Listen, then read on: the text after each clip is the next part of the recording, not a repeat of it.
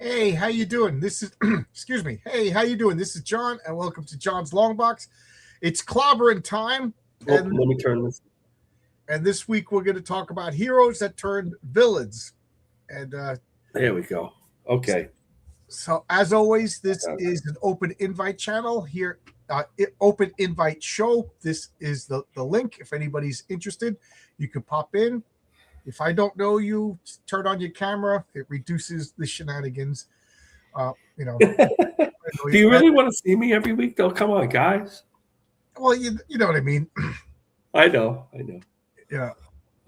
I know. I'm teasing. I agree with you. That's one of the rules. If any rule I agree with you, I agree with that. It's very distracting when people don't show their face. Even when you're just watching, I like to see somebody. Yeah, It's easier. it's hard to I have mean, a it's conversation okay. with the Once in a while, it's okay, but mostly I don't like it.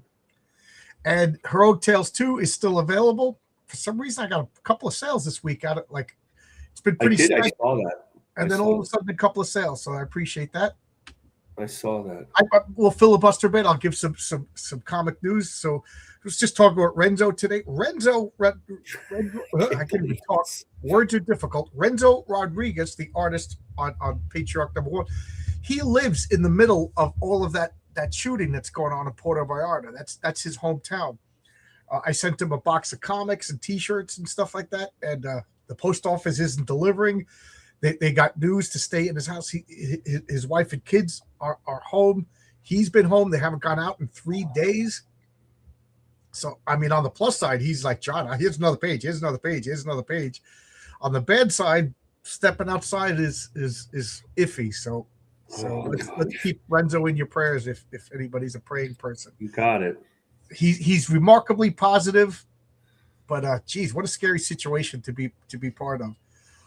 We were also talking, and he was like, "So what? What's next after this?" Because I said, "Next we're going to do King Fu. We're going to do King Fu Blue Christmas," and he's super excited to do that. That's going to be a short comic, so he should be done with that really quick. Matter of fact, King Fu the campaign for King Fu Blue Christmas might even launch before Patriarch, because it's short, and this is an experiment to see, can we get this in your hands by this Christmas. Interesting. I'm not going to say like Christmas. I didn't say which Christmas. This Christmas. I didn't say Christmas of December 2025. that. We have a great That's really funny. We have a great add-on bonus, like an original art add-on bonus that I already know there's going to be 2 sales. I'm buying one, and Darnell Quigley will probably buy one, but we'll see. Yeah, he's a big fan. Yeah, I'll talk more about that when it's time to launch, but I'm super excited. What else?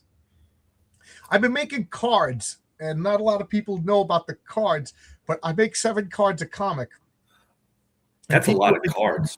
Yeah, people have been getting 3 cards that come out free with the comic. So most people don't have the second 4. So I was thinking of doing like just a card campaign, or maybe just like a Fund My Comic page of just cards, so you could buy individual cards, 10 for 7 for $10. You pick and choose stuff like that. Because I got a box of cards over here, and it's a shame because they look really good. They look really good. And I also have misprinted cards. The back is just gibberish. So I was thinking, I don't know. It's like my life is gibberish. Just give them away. I don't know what to do with the gibberish cards. I was thinking maybe of just giving them people who are members of the channel. Oh, that's a nice idea. You know what I mean? Just give, because I don't know what to do. That's another thing. If anybody has ideas for memberships and stuff like that, I don't know what to offer you. Let's see what else is going on. Oh yeah, so I just sent Renzo 6 scripts today, with the number order of which order we're going to be working on them, and then my goal is, so this is this future for Longbox Comics, Patriarch #1. That's 45 issues of story. And then I want to put like a page or 2 of like a newspaper article written by Regina Lopez, the woman that jumps off the buildings. So that's that. Then King Fu, it's going to be a half-size comic. I think like 15, 16 pages of story, and then an article from about the mission that he's going on. He's going back to Vietnam to recover a missing in action veteran. And then after that is Heroic Tales 3. That's going to be all Renzo. That's going to be the introduction of the Raven. The name of that story is called The Day the Clown Cried. And then the continuation of the Mary Sue story, that's called The Other Woman.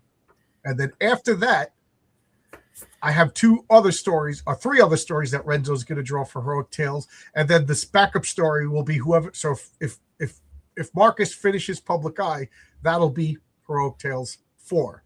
If Luke's probably going to finish the Sleeper Agent first. He's like 3/4 of the way done.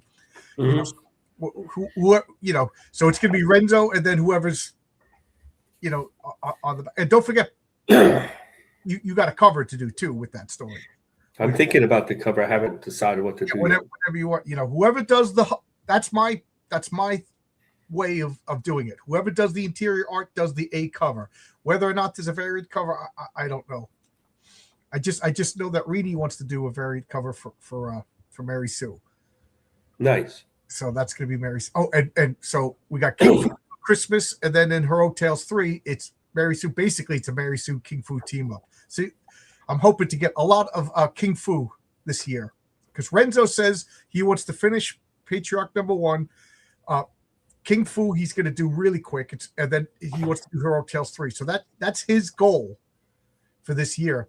And then I also have a 12-page story in Bill Williams's Giant Size Punchline number 1. That's done. That's in his hands. When he does that, that's up to him. So there you go. So I got a lot of stuff to do. My goal is to have 81 pages of comic books this year. And every year go up 1 page, 82, 83, to see what's feasible. But that's a lot of talking for me. How you doing, Marcus? How's everything? I'm doing fine. I'm tired. It's been a long week. A lot of driving, Working on when I can, as much as I can. I might go to a local Comic-Con tomorrow. There's a Charlotte Mini Con. Oh, yeah? Yeah. I'm really thinking about Heroes Con. Yeah. Oh, yeah. Well, this is put on by the Heroes Con people. It's their mini con. Right. The one so guys like Mark Bagley and Steve Epting are there. They have a few guests even just for a $5 con. That Heroes Con is the big one by you, right? Excuse me. Heroes Con is the big one by you. That's the really big one. Yeah. Yeah, I'm thinking about going that, and I might have a special guest driving in with me. Oh, okay. We'll be quiet about that until it doesn't happen, and then I'll just say, "What special guest?" I never said a special. No, you never said anything. That's right. That's absolutely correct. Yeah, Heroes Con that's the big con, around here anyway. Heroes Con is all comics. There's no Hollywood stars. That's good. The first part of it, you go into it, and it's all comic like dealers, and then towards the back, there's the back to the left. There's a whole bunch of creators, and then to the right, there's a whole bunch of creators. In the middle is Indie Island, so that's like where Indian comics. Reenie's almost. He doesn't have to be in Indie Island anymore, but she's always in Indie Island, for example. And then Annie Smith is over on this side, and then sometimes you don't even get to the other side. It's so big. Really? It's that big? You can't see everybody. There's a list of people, and you can check them all up. But it's hard to get to everybody, even at 3 days, because there's so many people. It's almost too many. There'll be Jose Garcia Lopez will be there, and good problem to have. And then you stop by, and then the only thing that's distressing about Heroes Con is that the guys charge for autographs. Now, guys like Billy Tucci that you've met and been to cons with, and Andy, they don't charge for autographs. But most guys, a lot of guys charge for autographs, like your Jim Starlin and Jimmy Palmieri is very fair with his. If I make it to Heroes Con and if I table, I will not charge for autographs or kisses or hugs. Yeah, no, they don't do it meanly. It's just kind of like something that developed over the years. Well, I don't blame. Like I remember John Byrne. Well, that's one of the reasons. Yeah, was charging for autographs, and then he said, well, I'm tired of seeing like a guy will come up with 12, 13 comics and I'll sign them all. And then the next day I see him on eBay and he's selling them for $25. Yeah, no, that's one of the reasons. Neil Adams was one of the ones who broke that started charging. And I don't blame him. Like, And they guys moved would it come through. up, and when I was a kid, they'd come up with a stack of comics like this, and then you have the one comic because you just want them to sign to say hi to the guy. Like that's Right. an icebreaker for a fan is the comic. So but also some of the writers don't have a lot to sell. Like I stopped by Don McGregor's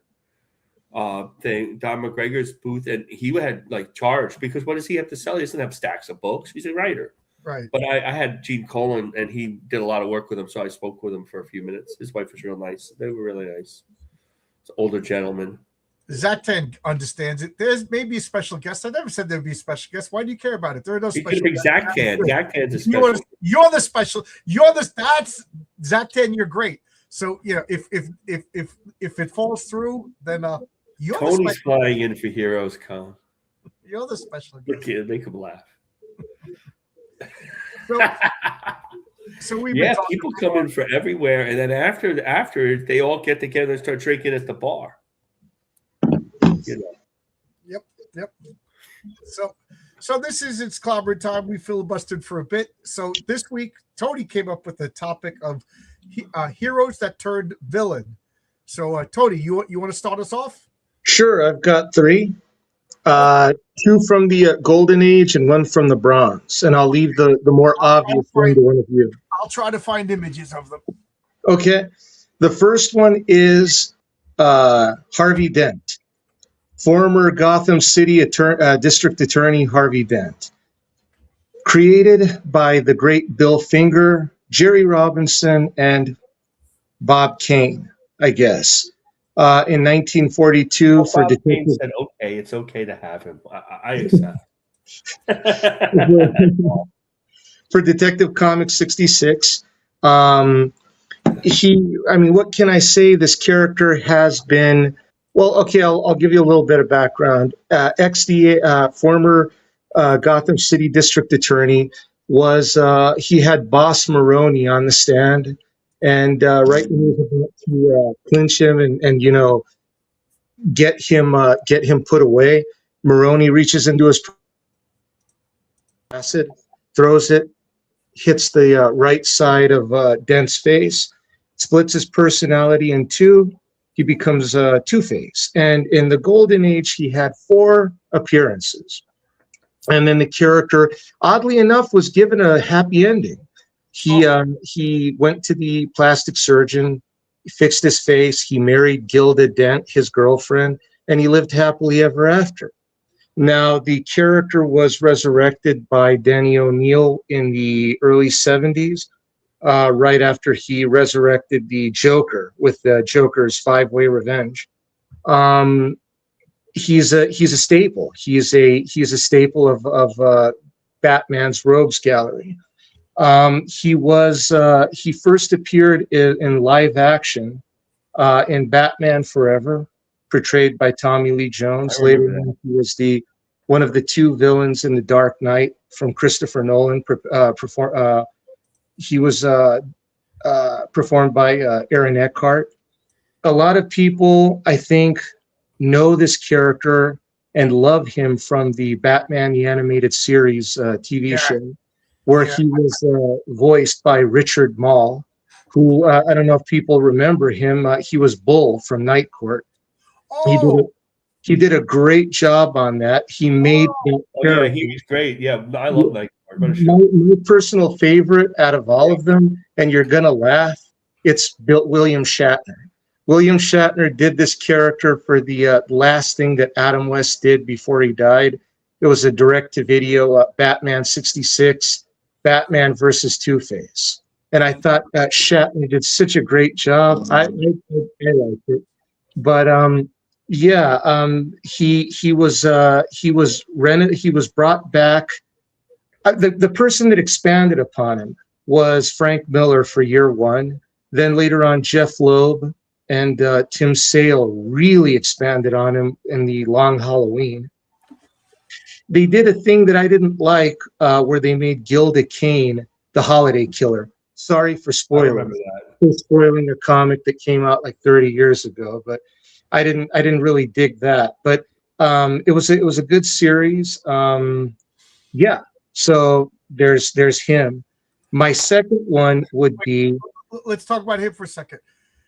it's funny because I thought about him, and then I was like, but he was never like a costumed hero. You know No, what I but mean? he was a hero. He was a good DA in the '80s after the post crisis. I'm trying to remember. Maybe you can help me with this, Marcus. There was a annual that had this beautiful Neil Adams cover. Yeah, I remember that. And that was basically the origin story that they used for him on Batman the Animated Series, where basically Dent was screwed up from his dad's abuse. And what the accident did to him was just push him over the edge and make him completely insane. Well, And yeah. in the golden age, he just, like I told you, he had four appearances, and he actually had a happy ending, which was weird. You know, the thing about the Batman villains is that they didn't use them in the 60s.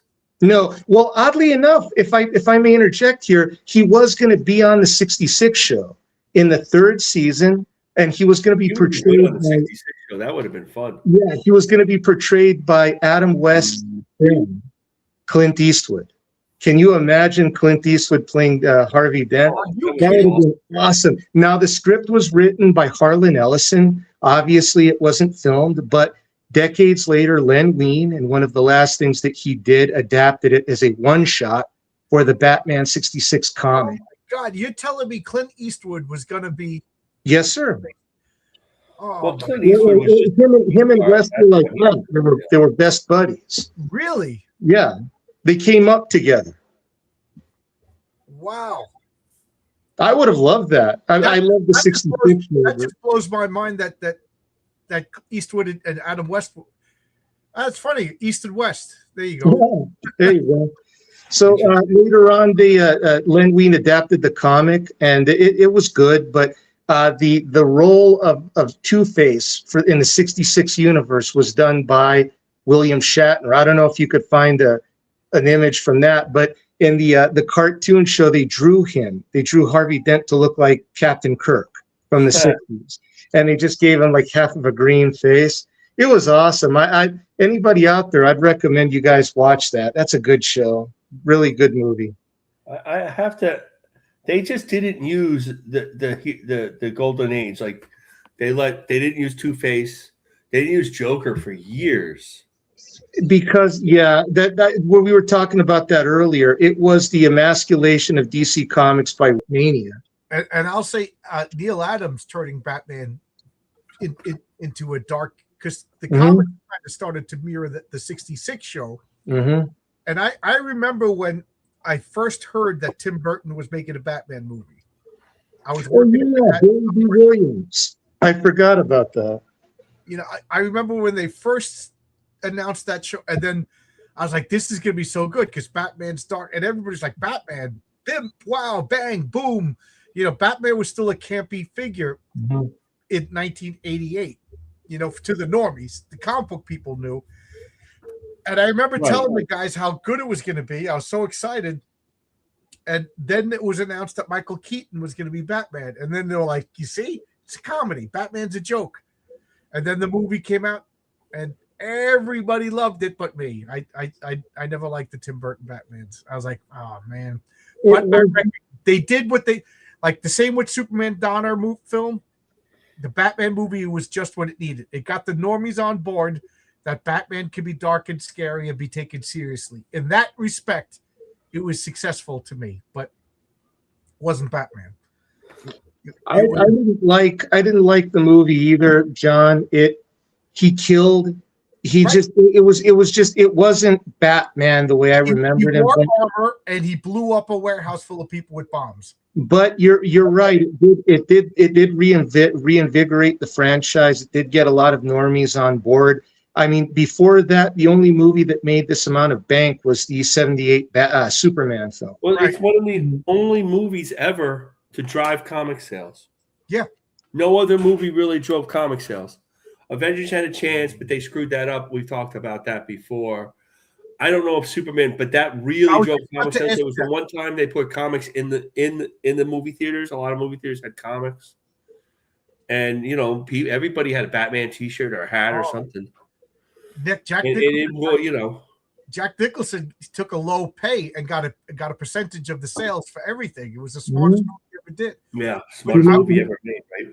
Does anybody watching this, Marcus, the Superman Donner film, that didn't drive comic sales? Well, that's not. I think it did. I think it did. But there was comic shops when that was on the newsstand, so it was harder to tell. But this is the comic shops were open by the time Batman. Yeah, that's so it drove people to comic shops. I guess that's a more specific way of saying it. Comic sales in comic shops. Okay. Yeah, I think you're right. And of course, I have to give my obligatory the Dini verse to me is my favorite iteration of Batman. It was pretty good. Now, you reminded me of something, John, that I forgot to mention. Sam Hamm was tapped to write the continuation to his universe, the Burton verse.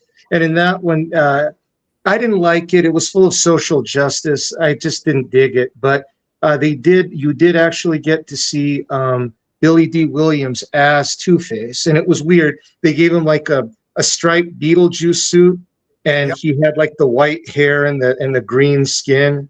And he had a mustache, which I thought was kind of neat. I don't know if you could find that picture, but he ends up getting killed in the end of the miniseries. I thought I'd mention that. Okay. Who's your next one? The next one from the Golden Age is Black Adam. Okay. Now, Black Adam was originally known as Teth Adam, and he was a mighty soldier under the Pharaoh, his mightiest soldier. And Shazam was looking to retire, the wizard Shazam, and he went to Egypt and he chose Teth from the multitudes of people he could have chosen, just because he was pure in heart and he was the greatest warrior, and he gladly accepted the gifts. He was then given the name Mighty Adam, and he was the guardian of Egypt for many years, until one day power corrupts, and absolute power corrupts absolutely. And he decided that he should be the guy in charge. So he kills the Pharaoh, takes over Egypt, and the old wizard has to come back from retirement to beat him. Now, unfortunately, Shazam had already given him the majority of his powers. He couldn't outright take him back. So what he had to do was banish him to the farthest star in the universe. And that was his punishment. And it took it took Adam over 2,000 years to make it back to Earth. And at that time, the wizard had already died and had given his powers to a little boy, because that was part of the deal. Everyone asked, why would he give it to a boy? Why would he give it to a boy? Well, in the story, the answer's simple. He knew what happened with Teth Adam, so he wanted to give the powers to a child who was not yet corrupted by life, who was not yet jaded, and an innocent. And that's why Billy Batson was chosen to become the champion, Captain Marvel. Now, here's something that people don't know. Mm-hmm. He only appeared once. Right. Marvel Family, number one, 1947, created by Otto Binder and C.C. Beck. And at the end of the story, he gets tricked to saying the name Shazam, which turns him into a skeleton, because his normal body is long since dead. And he was resurrected by DC Comics in the 70s after they took over the Fawcett characters. And later on, he was turned into the anti-hero that everyone knows and loves of this character now by, first it was by Jerry Ordway, and then it was solidified by, what's his name? Jeff Johns. Yeah. I like him better as a villain. That's just me. Now, he appeared in live action in an absolutely wretched film that I only watched because I wanted to see the Justice Society. Yeah, that's why I want to see it. It's a terrible movie. The Rock can't act. It was all about him. He wanted to replace Henry Cavill as Superman, and he it was the Rock show. He didn't do a good job, in my opinion. Yeah. So, anyways, this character's powers are. I mean, in the movie, he could throw lightning bolts. That didn't make any sense to me. But originally, as envisioned, he was essentially he could fly. He was really fast. He had wisdom, and it was essentially Golden Age Captain Marvel powers. Right. He Yeah. was He had invulnerable. the image of Captain Marvel, but Exactly. now, what do you think about this? I think a lot about Captain Marvel, Shazam. Like here comes some hubris from me, but like one day, the people will like, John, you want to write for DC? Who would you like? Captain Marvel, without a doubt. That's the I when I was a kid, I wanted to write the Fantastic Four. No, I don't even want to touch Marvel anymore, but I still have a love of Captain Marvel, Shazam, and I don't think they've ever done him justice in DC. Never. It's an interesting book. It's innocent. It's whimsical. It's a beautiful book. It's just that it'll never get reprinted because of the wartime race. Yeah, that was stuff. I wish they could reprint them. They'll never reprint it. I would like to do a take on him, but of course I could do Otto Bender and CC Beck.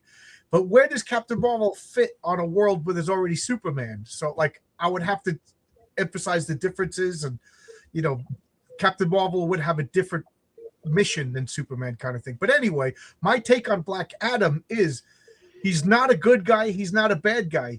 He's a man with the sensibilities of a 2,000-year-old civilization that no longer exists. Absolute justice. The Pharaoh deserves everything. Mm-hmm. And I'm basically the Pharaoh.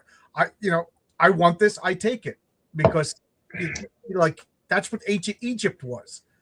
You know what I mean? It was ancient Egypt was actually a pretty. If you could pick an ancient civilization to live in, you kind of wanted to live in Egypt.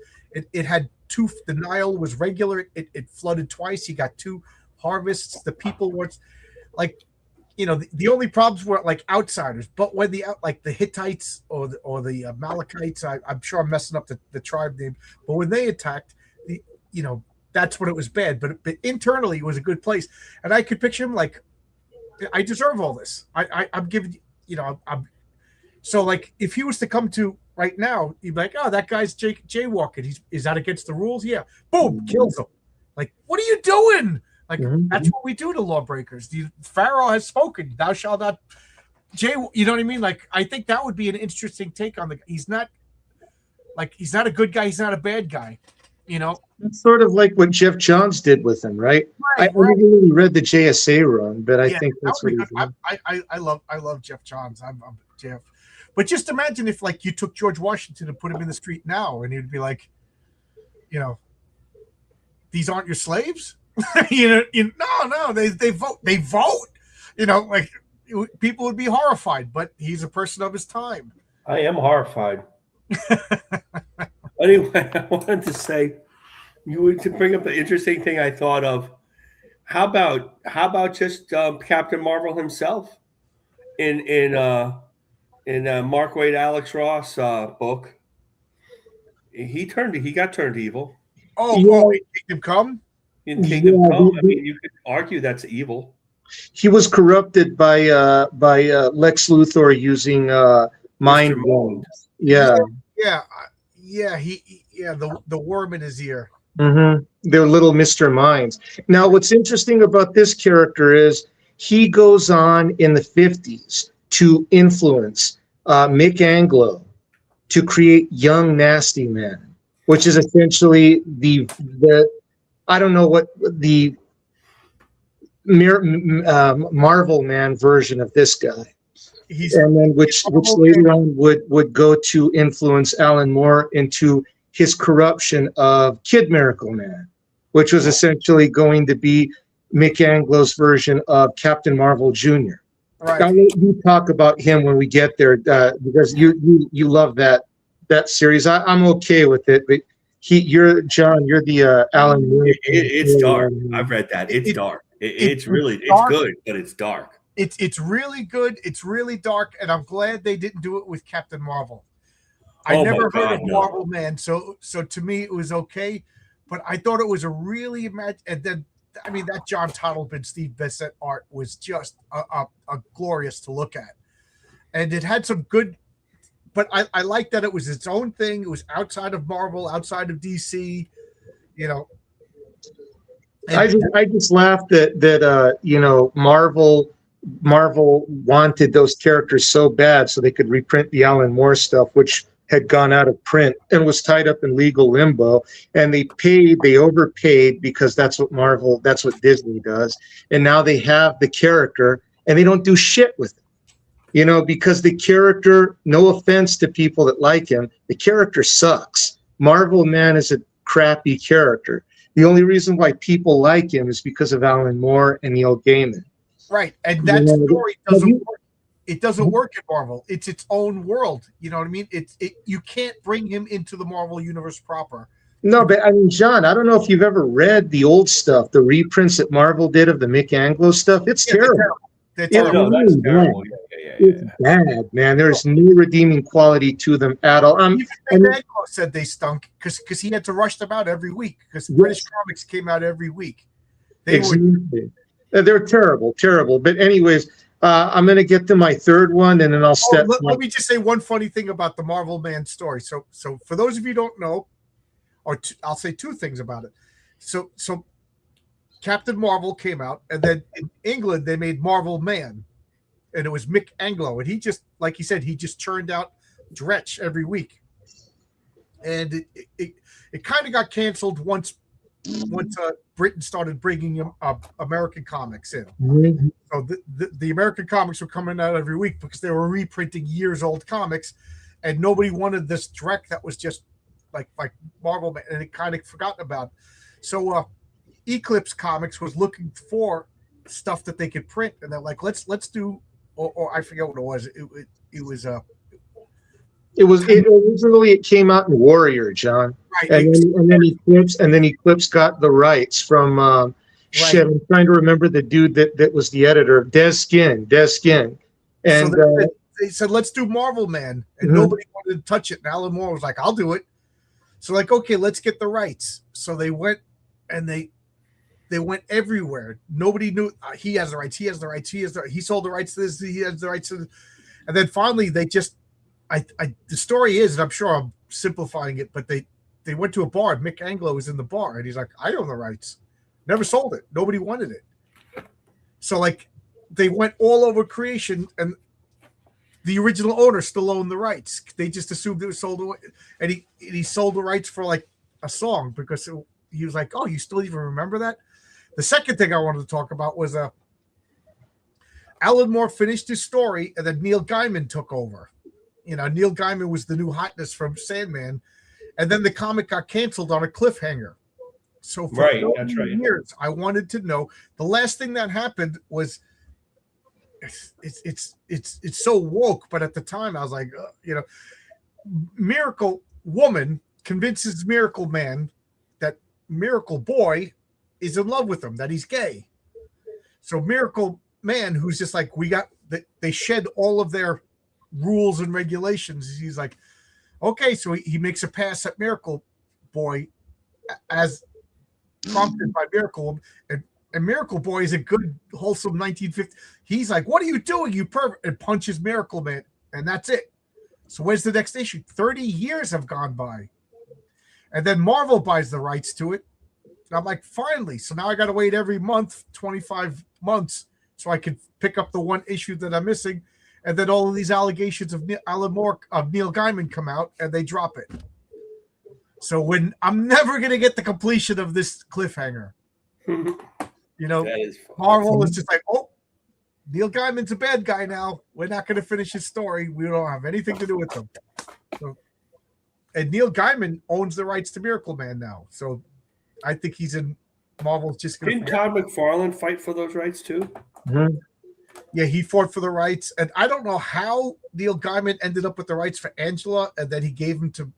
When Marvel bought the rights to Miracle Man, Neil Gaiman gave him Angela also. So Marvel, they had plans to put Angela in the next Guardians of the Galaxy movie, and I wonder if they're still going to do that. Now you're forgetting one thing about the Eclipse stuff, John. Deskin lied to Cat Ironwood. Deskin said, I own the rights. We can go ahead and publish it and color Oh, in yeah. the comics. And then it found out, oh no, you don't own the rights. And she almost got screwed with that one. That was like they almost screwed her up. They almost that happened a few times. That happened to some guy with the Thunder Agents. Mm-hmm. He made 4 fantastic issues of the Thunder Agents under deluxe. Yeah, Carbonaro, right? Yeah, and God, I got those book comics. Right, Marcus, am I telling the truth? Did he think he had the rights and he didn't think he was doing anything wrong? He thought he had the rights. He didn't have the rights. Yeah, what a shame. And then somebody else published them, and it's never been really published again. And they had like Perez covers. Everybody was working at Cockrum. They all worked on it. What a shame. They were so good. Mm-hmm. That's what introduced me to the Thunder Agents, and I've loved them ever since. And DC did a 6-issue Thunder Agents run since then. I'm tired of DC. Like, they bought all these character quality comics on. Marvel never really bought a bunch of characters like DC. And then there's suddenly DC characters. You know what? I don't know why it just popped into my head, but wouldn't you like to see like a Red Circle meets the Thunder Agents comic? Yeah. I got those Red Circle comics that Rich Buckler was editing. I don't think they were that good, but I got them. Kelsey Shannon did a Red. That was a later. These are the early ones. That was the only thing that bothered me is the Shield was a girl. Yeah. Well, and he said, I said that to him, and he goes, "What do you want me to do? I was just hired to draw." No. I like the Archie when they tried to revive them in the '90s under DC. Yeah. I thought they did a good job. Those were the Archie superheroes you're talking about, right? Yeah. The Shield Jaguar Comet. Yeah, I remember those. Hey, Brian Christout here. Brian, you want to come in? This is an open invite show.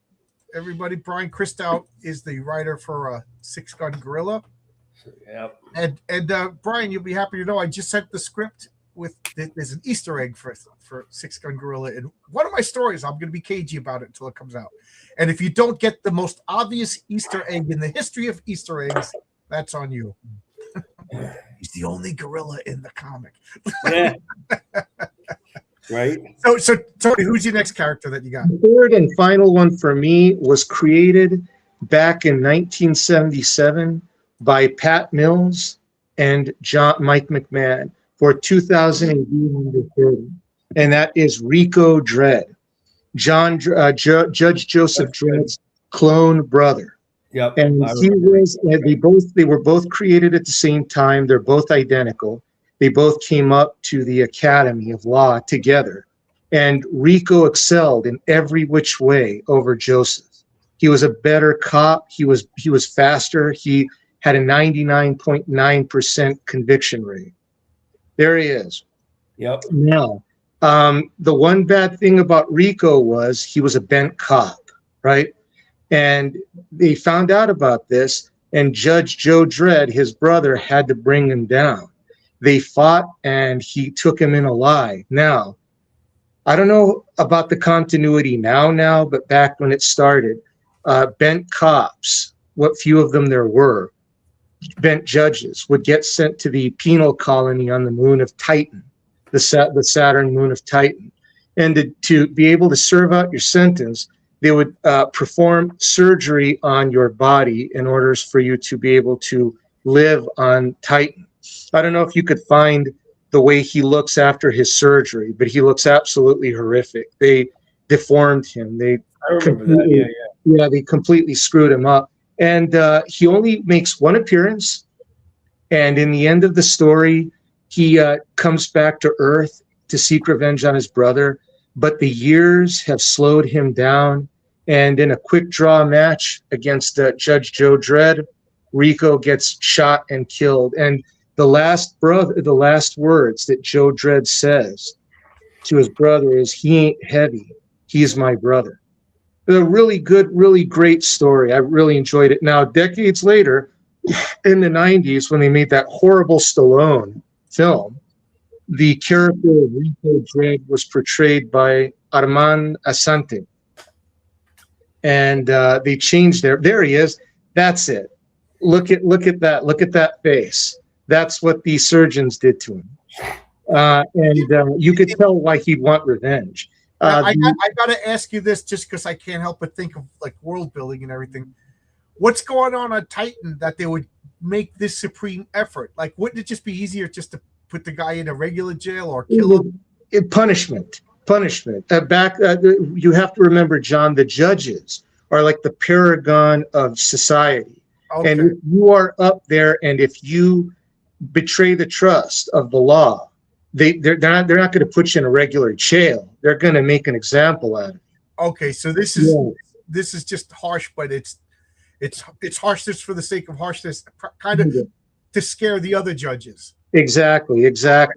And it's an interesting concept. A retiring judge does not get to retire. What they do to him is they give them the long walk, which is essentially they give him supplies, they give him a gun, the book of law from Mega City. They open the doors and they send him out into the cursed earth to give law to the lawless. In other words, to die.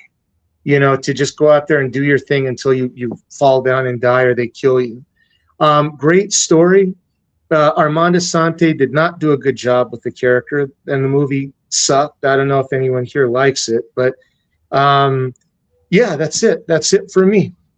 You just made me think. Now, I admit I don't know much about Judge Dredd. I probably have less than 5 Judge Dredd comics in my collection. I used to read him until the early 2000s.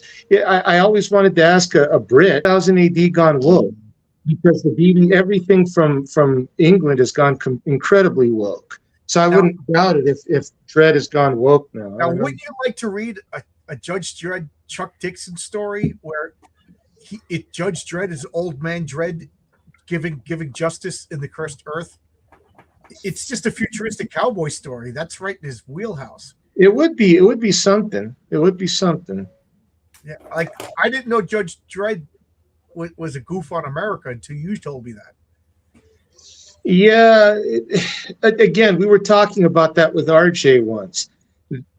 For a country that has legends of chivalry, Arthurian legends and whatnot, they just do not understand heroism. Right. They don't understand heroics. Everything's deconstructing. Particularly superheroes. Yeah, and essentially what Judge Dredd was a giant middle finger to the United States. They see us as hyper-violent, gun-toting idiots and stupid people. And and if you read the old stuff from the 80s, the stuff that Brian Bolland did, that Carlos Esquerra did, like it's full of stereotypes. Like the parts of the world that are still have people in them that aren't completely killed with radiation, the judges are stereotypical of the places they're in. Like the South American judges are all on the take and they're all dirty, and the I'm trying to remember the Japanese judges all look like samurais, and the Irish judges, they all talk like, by faith in the God, they all look, Nowadays, all the British judges are Pakistani. Yeah, probably. See, I wouldn't know. I haven't picked up a Prague in years, man. I don't know. Oh no, that's pretty funny. Yeah, it was all like, it's Mega City, it's New York, and Mega City, New York, and they would have like the Ronald Reagan block and and also block, and they would go to B and C list actors. I can't even remember them all. The John Ford block, and they would just be these 100-story things just jammed with people, and everybody's just afraid of the judges. They took inspiration from Hong Kong because Hong Kong's on such limited land. They have tower blocks that go up 200 feet into the air or more, where everyone lives in little soda cans. I could do with a little bit of fear in our judges. Our judges is like, oh, you killed somebody? Okay, just go back out. John, didn't they white person? Didn't they throw snowballs at your judges? They threw snowballs at the cops. The newspaper said teenagers throw snowballs at the cop. Turned out it was a 37-year-old man with prior convictions, and the judge let him go free. Of course. There you Well, go. that's because the mayor said, "Oh, they're just snowballs," and then some brave reporter said it was more than just snowballs. The cops weren't fighting back with snowballs, and he's like, "Well, I'm not going to prosecute snow. I'm not." He just kept saying it was a snowball fight, not an attack. What a loser! Yeah, it's He can't last 4 years. You got to There's no respect way. the uniform. Like, like if we've seen Barfly, did you ever see Mickey Rourke's Barfly movie? He always says in that movie, "I don't hate cops. I just feel better when they're not around." That's exactly the way I feel about police officers. They do a thankless job, and I understand why they're snarky and mean, because they see the worst and they're suspicious of everybody. It's a survival mechanism. So I do my best to be overly friendly. I over gesticulate my hands whenever I'm with the cops. You know what I mean? And I say, "Hey, officers, up." I was driving through Albuquerque. I was doing 110 on the highway. It's 3:00 in the morning. Cops pulled me over. Cops say license, registration, and I got my hands on the steering wheel. And I say, "Officers, I have my legally registered handgun in my glove box. I didn't think it's on top of everything. How would you like me to proceed?" You know what I mean? Like, that could have ended really badly. I opened it up. You know what I mean?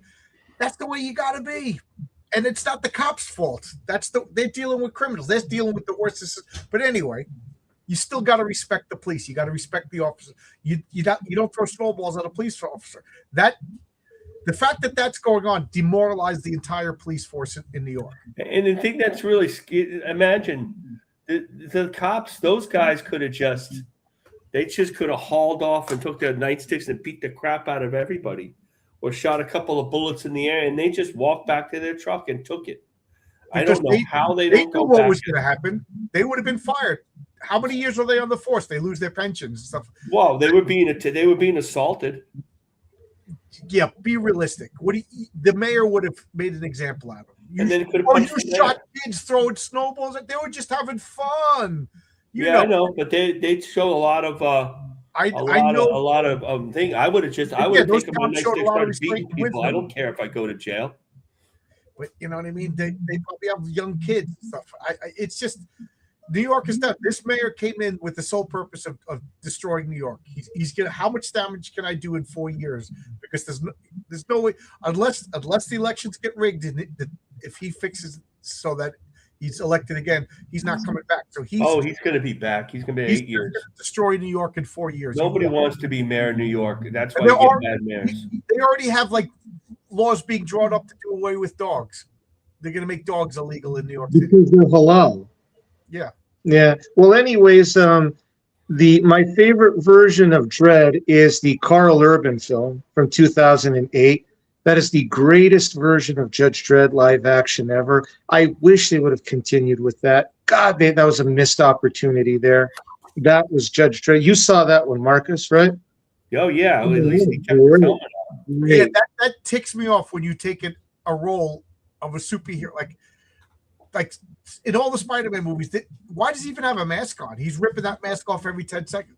I had the same problem with Alec Baldwin as the Shadow. You only got to see him with the thing twice in the film, the beginning and the end. You know, that the rest it was Alec Baldwin. When you're George Dredd, you keep the mask on, right? We've never seen his face, right? Never. Well, you've seen shadows of it, but you've never actually seen the whole thing. The one thing they did good with the Iron Man was that inside look of the helmet. Yeah, that's a good compromise. So that he didn't always have to take off the helmet when he was fighting. That's a good compromise. That's okay. The thing that always pissed me off was Chris Hemsworth would not keep the helmet on. It's just I don't see why he couldn't leave the helmet on. We could see your face. Just keep the wings on. They wouldn't even do that for Loki. It's just. Well, I can see Loki. Well, Loki, those horns were CGI generated. Mm-hmm. So just because it would have been too heavy. Mm-hmm. He had a little helmet on with dots, but come on, man! It's superhero movies. It's supposed to look ridiculous.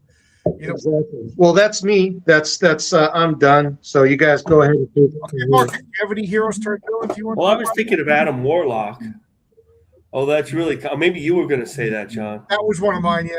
Well, Yeah. Okay. you could jump in, but just because it's so complicated, It's one of my favorite I can't stories. even remember it. But you know, he became his future self was the most evil person in the universe. Yeah, you know, and he had to end it was his YouTube, so he had to Minecraft himself to keep him from becoming that evil. With these long, I'm sure Chuck Dixon soliloquies and nobody navel gaze like Adam Warlock. Of course, it was a lot better than most navel gazing, but and he was, you know, and he had a huge afro. It was really funny. Yeah, here he is. Yeah, there he is. I loved his name because his name was the Magus, and that's Latin for warlock. Right. I love. Yeah. So for those of you who don't know, Adam Warlock was Adam Warlock. He came out in Hulk in Fantastic Four like 65 or something like that. 66, yeah. 66, and he was him. And a bunch of Earth scientists created the supreme being to worship. I just love that concept. There's a whole great. That's typical Jack Kirby. Comes out with this great concept, just so he could come up with this character, and it's just like a side note. I'm like, And never use him again. right, this whole idea of the Enclave creating a scientific supreme being. Oh my God, that's a movie right there. That's an epic right there. And then him is all powerful. He goes off into space. He finds Thor. He decides he likes Sif, so he's trying to take Sif. Thor fights him again. And every time he dies, a cocoon forms. And now they forget about the character. Jim Starlin turns him into Adam Warlock. And Well, Adam Warlock, they started a comic, and Roy Thomas decided he was like Jesus. right. The big thing at the time was Jesus Christ Superstar, the play. And so they created him, and Gil Kane redid it and got him to this look of Warlock with the thing, and they lasted a few issues, like 15 issues or something, and it just sat there for like a year, and then Jim Starlin took him over. Like the reading area of Warlock is like canceled in 1920s, like 2 years later, or it's in Strange Tales, then it starts in Warlock. It's very confusing. Right. It's a tough comic to follow. Yeah. And so he took that Messianic character and he turned it all around. Jim Starlin's not a huge fan of organized religion at the time. So, you know, it was basically, you know, he did the same kind of things in Dreadstar as well. His heroes are always self-reflective. Right. And nothing was more self-reflected and more guilty than Warlock, because the soul gem used to eat people's souls.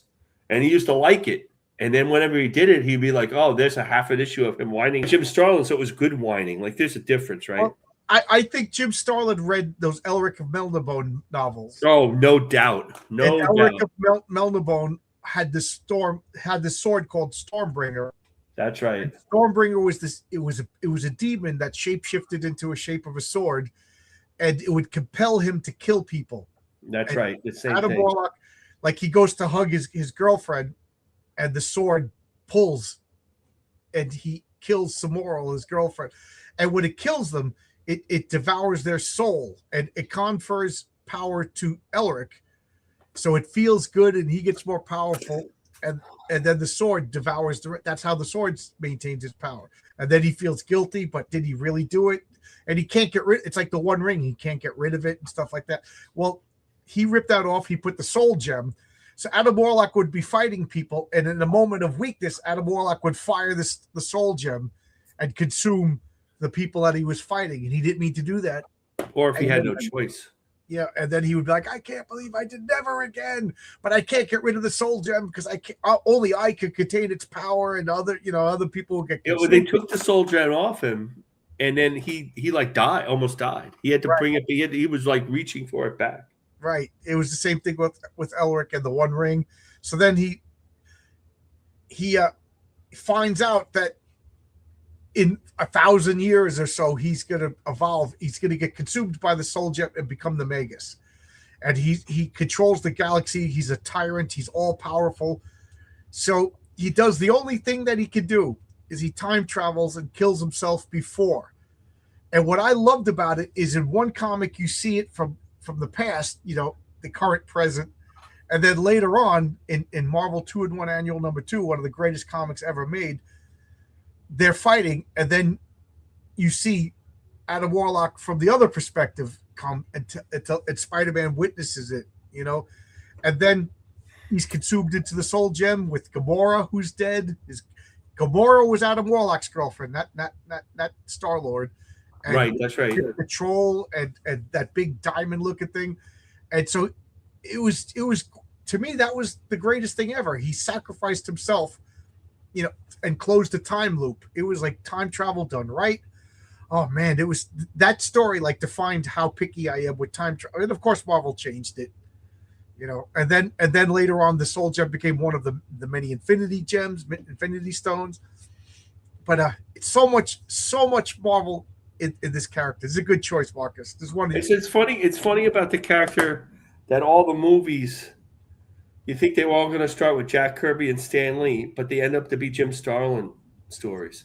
Jim Starlin, I don't know how much money they gave him, but they didn't give him enough. Right. And he had to threaten to sue them. And then they gave him enough, and he doesn't have anything bad to say about them now. Everybody else like, oh, Jim Starlin was screwed. Yes, he was screwed, but he got it fixed. Marvel's known to be really cheap about giving out money. Right. They should that way, but he got his what he should have got 10% of every movie, why not? Why not? And then they could have just fixed their taxes, and it would have been nothing. You know how the creative are. No, I know. It just ticks me off, But that's a good one, Marcus. Do you have any more to talk about? I just had that one. I mean, there's a whole list of them, but it's the same list like the Marvel ones. Jean Grey. Where you're going through that now. The Dark Phoenix. You're going to be in the Dark Phoenix in a couple issues on Sunday Comics. And there's Captain Atom and Monarch. That's something to talk about. How Hank Hall was supposed to be. He ended up to be Monarch, but it was supposed to be Hank Hall, and it got all screwed up in that miniseries. That was supposed to be one of their game-changing miniseries. Is nobody going to talk about Sinestro? Go ahead. Oh, you want to talk about talk about Sinestro? Oh no, I mean I gave it to you guys. I thought I don't want to hog it up. You go ahead, Marcus. Talk Sinestro. So Armageddon was this great starts out with great films and starts out with Todd McFarlane, ends up with Bart Sears, and it just became a mess. And the comic media got hold of it that it was going to be Captain Atom. I think it was going to be Captain Atom, and everybody had a fit because people liked Captain Atom at that time. So they made it Hawk from Hawk and Dove. I remember that. It could be nothing. Like it's a footnote.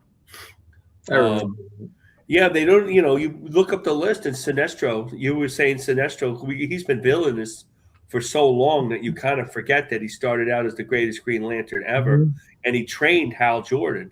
Now, was he like in the I don't know enough about this early DC. Was he a good guy in the comics and then changed it to a bad guy?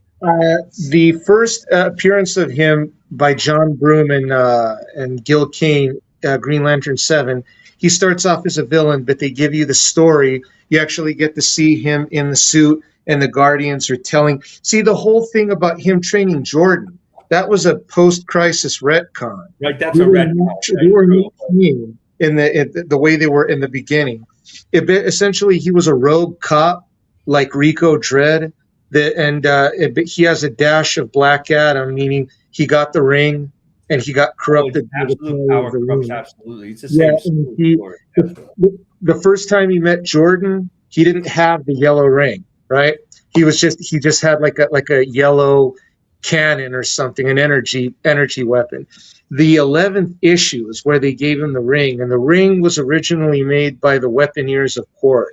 Yeah, it was Cord, right? Because Weaponeers of Cord were the first villains, and they used them over and over again the first 20 issues. Exactly. And he had that iconic, weird costume that Gil Kane gave him, blue and black and white with that The weird star stars, shit. yeah. Yeah.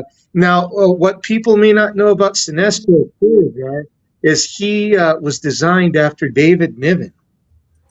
I can Yes, see that. Yeah, Yeah, yeah, yeah. Gil Kane said that he liked the shape of his face and all that, and that's why he did that. I didn't really read the Green Lantern run of Jeff Johns because I thought it was stupid that they made Hal Jordan into Parallax, and I thought it was stupid that they brought him back along with Barry Allen. Well, So I didn't read any of that. Yeah, that's the issue where he gets the ring, I think. So as for like the Sinestro Corps stuff, I know nothing of that. So if either that of was you can fill John's that in. job, like to bring back Barry Allen in a spectacular way, and to bring back Hal Jordan, to try to somehow rehab Hal Jordan, because somebody must have regretted what happened. Parallax is one of the, Hal Jordan became a villain. Mm-hmm. He blew, his hometown got blown up. It's his fault, and he goes crazy. And they were just trying to bring him back any way they could. And they brought him back as the Spectre, remember, which was I so remember. idiotic. And so So idiotic. they didn't want to quit Hal Jordan. They did quit Barry Allen for years and years and years. And Barry, like, only a couple of times did they fake bring him back, but not very often. Wally West was the Flash. And in the Flash TV show, that really is Wally West. They named him Barry Allen. But he's really Wally West. He was always named Sinestro since Sinestro Corrugar, that was his name. and Sinestro basically means left hand, and left hand is where we get the word. I think in Latin it's the Sinestro or something. It literally means left hand, and it's the root word for sinister. Mm-hmm. So it's kind of I always laugh at stuff like that when aliens from other planets have like on the nose names. My name is Evil Guy from the planet. My mother named me Evil Guy. Yeah. But yeah, I loved this. This was the character that I was introduced to in the Super Friends. He was in the Legion of Doom, Sinestro. Oh, I love that. Yeah, the Legion. Well, he was in that awful Ryan Reynolds movie, and I can't believe I'm saying this. The actor Mark Strong really hit it out of the park. That guy was Sinestro. That ruined Green Lantern. Like, there's no Green Lantern movies because of that one movie. They won't do it again. That movie, they took 3 movies and made 1 movie out of it. Well, I was telling that to somebody. What the reason why the movie failed was they took a shot glass full of movie and they tried to pour a gallon worth of continuity into it. And it was plus the fact that the villain he was fighting was Hector Hammond. My problem with the Silver Age Green Lantern is I think John Bloom used up all of his good ideas with Barry Allen. So Green Lantern was just him basically scraping the bottom of the barrel. With the exception of the Weaponeers of Cord and Sinestro, his rogues gallery kind of sucked. To be completely frank, Hector Hammond could have been a real creepy, scary villain. Again, if I was to do those movies, like Hector Hammond would have been the villain in number 1, and it's just he gets the ring and he doesn't know anything about it, and he's fighting Hector Hammond, and Hector Hammond, like you could have made him a real scary, almost make it a horror movie kind of thing. The second movie, he finds out about Sinestro, and they have like a buddy cop movie kind of thing, and maybe halfway through the movie, Sinestro does the heel turn, and now they're fighting, and then the last, and then maybe meets the Green Lantern Corps or whatever, and then the last movie should have been Parallax. Yeah, probably. Yeah, I mean, yeah, probably, but yeah, every movie they up the alien quotient. But that, to me, when I saw that movie, I didn't like Ryan. I still don't like Ryan Reynolds, but Mark Strong was perfect. Yeah. Blake Lively is Blake Lively. She's just gorgeous to look at, so it doesn't matter. But and Michael Clark Duncan played a damn good Kilowog. Oh, that's what he needed to put Kilowog in there. I mean, they could have waited till the next second movie for the Corps. He could have just learned how to be in Green Lantern. Of all the ones that could have had an origin, Green Lantern would have been the one with a great origin. To learn how to use his ring, to learn how to use his powers. And it's like, wait, and then near the last part of the movie, I'm part of a space corps? Are you kidding me? Right. that to me showed me that they just didn't have any faith in the movie. No, I remember not at all. the only thing I liked about Emerald Twilight, and I hate everything about it, but there's one thing I love is when he went completely bananas, right? When Jordan lost it, when Jordan lost his shit, the Guardians were scared. And the Guardians knew that nobody could fight him because he was the greatest Green Lantern at that time. So the Guardians went to their cell and they released Sinestro and they gave him a Green Lantern ring and they sent him off to fight Jordan. And I remember the fight was so good. Ron Mars, I believe, drew it so well.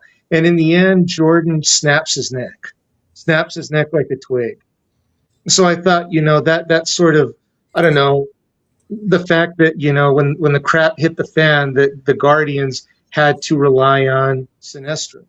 That always kind of made me. I always like stories like that where we got to release the bad guy. Like when the Legion of Supervillains teamed up with the Legion of Superheroes to fight the Sun Eater. I love stuff like that. Oh yeah, we all gotta, like, I'm just a bank robber, or something like that. Like we can't let the Earth get destroyed. There's no banks to rob. What good is all the money in the world? I like stories like that. Mm-hmm.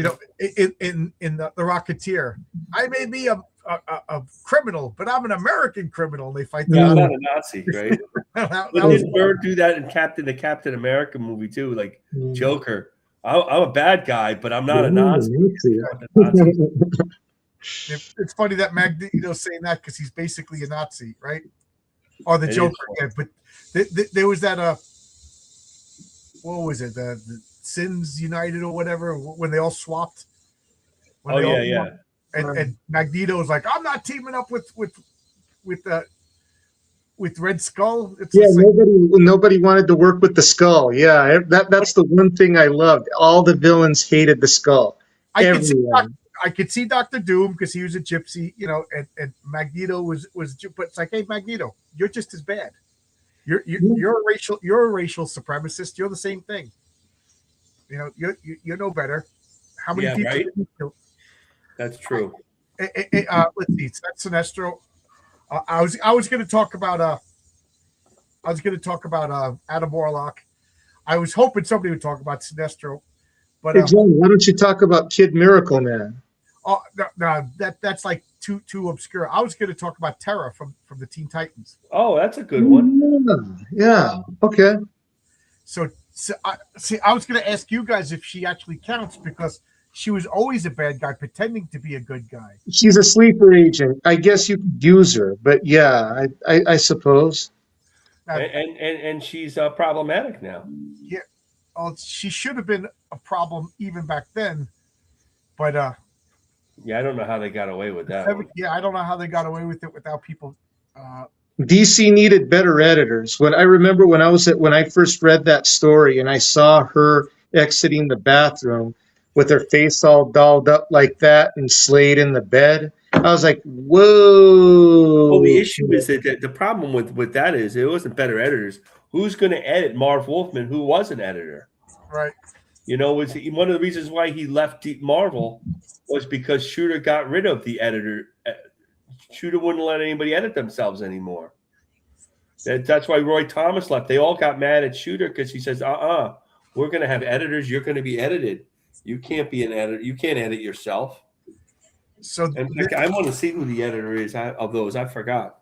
So in the new Teen Titans, they introduced Tara Markov. And the story goes that they were talking about it at some editor meeting, and from Jim Aparo and Mike Barr were like, "Oh, we have an Earth-based character in the Outsiders, Geoforce. We're gonna so hey, how about we make like a connection between the two comics?" So they were brother and sister, which kind of didn't work because she was like such a different personality than her goody brother that it just seemed forced. Hey, we have the same powers. Let's make a brother. So she was the sister to Geoforce, Brian Markov, and she is a Tara Markov, and she's 15 years old. I forget if she's 14, 15, or 16. So let's split. 14. She's 14. Yeah. And she joins the Teen Titans. Perfect. She's a teenage girl. She's just girl with an overbite. They kind of made her look like, like a regular teenage girl. And of course, Changeling goes gaga over it, and they are an item. And Changeling is like being nice to her, buying her flowers. They're like kissing. You kind of got like it was a wholesome courtship. And then you turn the page, and she's smoking a cigarette. She's got bad makeup on, and she's naked in a bed with, of all people, Slade the Terminator, who's not just an adult, but like he's like close to like 40, 50. You know, he was in his 50s, man. He was in his 50s. Yeah, he was older. And it just even I was like a teenager at the time, and I was like, oh God, like. So now when I see people like playing him in video games and stuff like that, I'm like, you don't know the whole story, and it ruined the character. They tried to make him like a reformed villain into a hero. I'm like, nope, ain't gonna work. And then she turns out she's a sleeper agent. Slade got her to infiltrate the Teen Titans, and then she betrays the Teen Titans, and poor Garfield Logan is like heartbroken, It was a shocking story, and that's when I say, like, my comic Heroic Tales, people like when I say it's all ages. This was an all ages comic. Teen Titans really, like, I think if Teen Titans out of all of these Bronze Age comics pushed the envelope more than any other. Maybe comic. It should have been an all ages comic, There was a lot of inappropriate crap in there, like the Terry Long stuff. The editor of all those early issues, particularly, is Len Wein, Marv Wolfman's best friend. So they're not, and he's a known editor, so nobody's going to question what he does. Well, later on, the guy who ended up marrying Wonder Girl, and he was like in his 40s, and it was a self-insert to Marv Wolfman. Yeah, it was Marv Wolfman self-insert marrying a teenage girl. How old was Wonder Girl at that time, though? Like they were older, probably 19, 20. I saw the Teen Titans of those ages; they were easily in their early 20s. Yeah, I mean, not when they were little. When the original run, they were younger. Yeah. Now, in the early 2000s, Cartoon Network covered this, and what I loved about the Cartoon Network Teen Titans was it took all the storylines and the character designs of Marv Wolfman and George Perez, but it took out the creep factor. Like, they made Deathstroke, Slade, into a villain, not a creep. They handled the Terra situation so much better. Their version of the Judas contract was better because she was not in a relationship with Slade. And that's why I always say I enjoy the Titans better in the cartoon than I mean, I love the art. I'm not going to say anything bad about George Perez, but some of the stuff in that comic was a little bit weird for me when I was a kid when I'd read it. So I'm not going to go off on all of these, but the honorable mention is Angel becomes Archangel. Oh yeah, he didn't stay villainous very long, though. Right. Hulk becomes Maestro. Yeah. Well, also Planet Hulk, he was pretty Hulk. World War Hulk, he became pretty villainous. And the worst, most egregious to this point. I'm only bringing you up as an example of how bad it is Superboy. Oh, Superboy! Yeah. Mm. He's supposed to be the real Superboy, and now he's like a serial killer. It's like, dude, don't you guys understand comic books? I had Harvey Dent written down, but Jason Todd became Red Hood. I forgot about him. Yeah, I should have talked about Darth Vader. Most best air deals were Superboy. You guys both can't talk at the same time. Sorry. Go ahead, Tony. I didn't realize you were talking. I should have brought up Darth Vader, but we were talking about comics, and that's sort of a movie character, obviously a movie character, so I didn't bring him up. And then my favorite one is Jean Grey into Dark Phoenix. Mm-hmm. I think that was handled the best. I think it had the most impact. And my hill to die on is that there never should have been a Phoenix Force. You didn't need it. You want to I bring don't think Jean it Grey was back? planned to have it when they first made it, by the way. Right. To the point, it wasn't it Kurt Busiek that made it up? It wasn't even. I think the Phoenix. I think the power was always called the Phoenix Force, but the actual force, like not being Jean Grey, I think it was Kurt Busiek that make her a separate human. Like Jean Grey was really like in suspended animation somewhere. Right, that's so stupid. I think that was Kurt Busiek. Yes, but I think Kurt Busiek did that so that Jean Grey could be absolved of all the sins. But like Byrne hated it so much, he refused to draw it in the Fantastic Four. Yeah, I don't blame him. And then Jackson Geist did a Byrne thing, and it looked just like him on those pages. Because somebody had to do it, I guess. I was just thinking for next week, how about we do It's Clobbering Time changes that you would make, continuity that you would if you could write a comic or story, what continuity changes would you make? Okay. Because I got nothing else as far as talking about stuff. I'm glad, Marcus, that you brought up the Magus. That was number 2. Magus. Well, I thought you might bring it up, but I figured that's such a complicated story that we could all talk about it. Like it was not something. Plus, I know you love Jim Starlin. Oh, I love Jim Starlin. Yeah. Jim Starlin's really. I hate when people say bad things about him. I met him once, and he wasn't the nicest guy. But oh, really? Yeah, I sat across from him at a New York con. Like when they got big again, like what is the Big Apple Con? I sat near like across from Neil Adams, who's a nut job, and Starlin, and I told him how much my dad liked it. And he liked like Dreadstar and the whole like Papal and all that. He looked at me like I was nuts. So then I stopped talking to him. That's a shame. Yeah, I heard him and Mike Golden are prickly pears.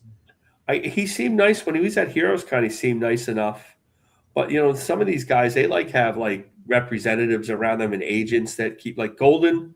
In fact, that's how I met Vaughn Coleman. Vaughn Coleman was Golden's boy at this show. Like he was hawking it. Hey, come on, Mike Golden selling stuff. And he was a friend of Billy's before he started doing all comics and stuff and having his own tables. He worked for Mike Golden. Right, Yeah, so he didn't seem too nice either, Golden. I got nothing else to talk about. So how about we'll close it down, and next week we'll do It's Clobbering Time, like retcons that you would make. Right. Cool. All right. So anything you want to say, Tony, before we close out? Yeah, watch Marcus draw stuff. Please buy her things. Tomorrow on the studio we have Wolfsbane Comics and his comic. I forgot the name of it. I guess I have to look it up. I'm not focusing on it as much as I used to. I mean, I'm focused to do good job, but I'm not worried as much about it. That King Arthur comic. That King Arthur comic, that's right, yeah. He's having trouble. He funded it, and he's having trouble finishing it, so I guess he has to. Yeah, he was on with RJ. RJ found him and brought him on the comic book team up, and that art is jaw-droppingly good. That was a night. I was just looking at it now. They sent me the link. And it's on Global Comics. Is anybody who wants to look at it? And it looks great. I'm trying to. So I'm not worried about finding something exciting to draw from it. That's for sure. I'll find something. Aaron Jordan is his name, and he had trouble with his comic. I don't know the story. It's a story. It's the same story. He didn't. I think he didn't ask for enough funding to fund the comic. Yeah, I think that's something we all have to learn, right? Yeah, you got to. He estimates it's going to cost $25,000 to make this. I'm reading his tweet right now, and he only made like 4,000 or 5,000. Yeah, but see, the problem is, and we'll find the story out tomorrow. We'll ask him. Is okay. You put your fund. You're on Fund My Comic or Indiegogo or whatever, and you say your funding goal is $1,000 or $2,000 or $500, and you make the $2,000, but it doesn't cost way more than $2,000 to make a comic. So you have to decide. And what if you? So now you made the comic and you made $2,500, and you're funded, and now you're stuck making this comic. Right. You got to understand. Yeah.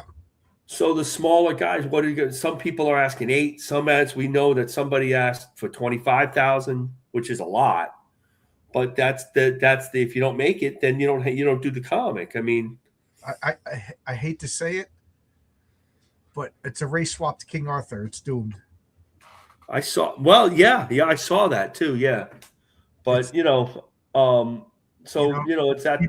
People right now are not buying race swaps. Oh no way! I agree with you. I agree with you.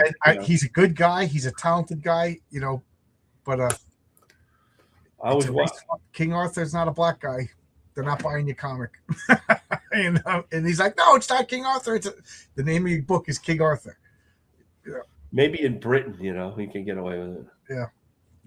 Yeah. I agree. So that's like something to think about. Like the bigger guys who already have been funding a couple of comics and they ask for only $1,000 to fund, they know they're going to make it.